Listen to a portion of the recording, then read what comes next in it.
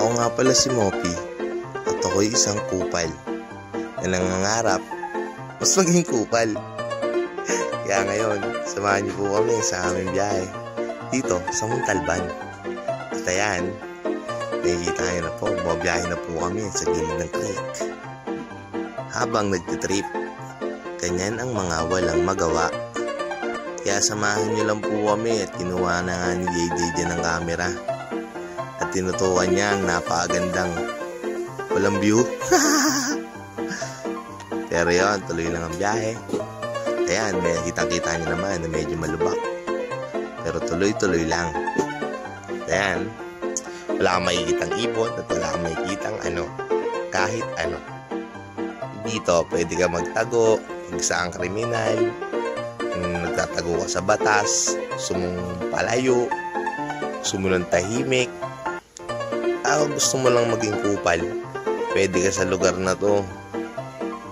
Dito, malayo ka sa mga marites na nagchichismisan na pagdadaan ka. Ay ay Mars, may kwento akong bago. Alam mo ba, yung kapitbahay natin, walang syota pero buntis. Diba nakakataka? Sipin mo, paano nabuntis yun? Wala naman jowa. Malalayo ka sa mga ganyan. Yung mga kupal sa lugar nyo na walang ibang ginawa kundi pag-usapan ng buhay ng iba. Ganyan sila. Wala silang magawa sa mga buhay nila. Kaya ikaw, mangupal ka na lang. Kupal naman din sila eh. Masaya magkupalan. Gayahin mo na lang sila kung anong mga trip nila sa buhay. Kaya ayan kami, huminto muna kami dito ni JJ. At pipili kami ng secret. Oh, binontage pa nga ang tindahan ni nanay kahit mainit. Si Muning nakahiga at ako yan basang-basa dahil naligo ako sa ilog.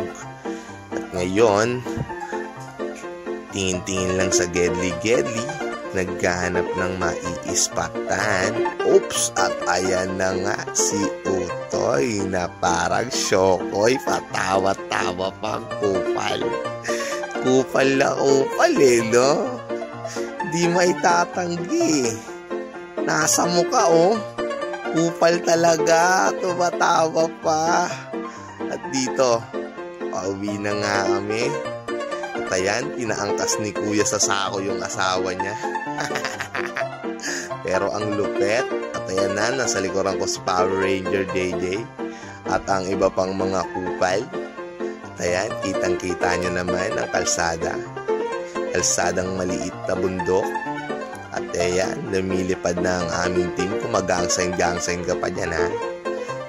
At ayan, tignan mo, si Ochoma ang nauuna sa team. At ayan na si Utoy, humahabol. Mauuna ang bad breath. Ayan na. At ayun, patawa-tawa pa ako dyan. Si Utoy, gusto kong dikitan na parang gusto niyang sumemplang.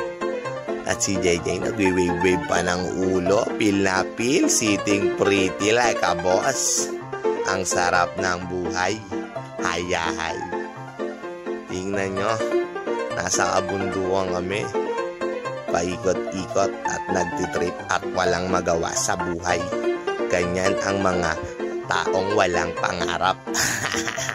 Pero joke lang yon dahil malaki ang aming pangarap. Kaya pakyo kayo, etong sa inyo. Paalam mga kupal. Sa susunod ulit. Bye-bye. Fuck you.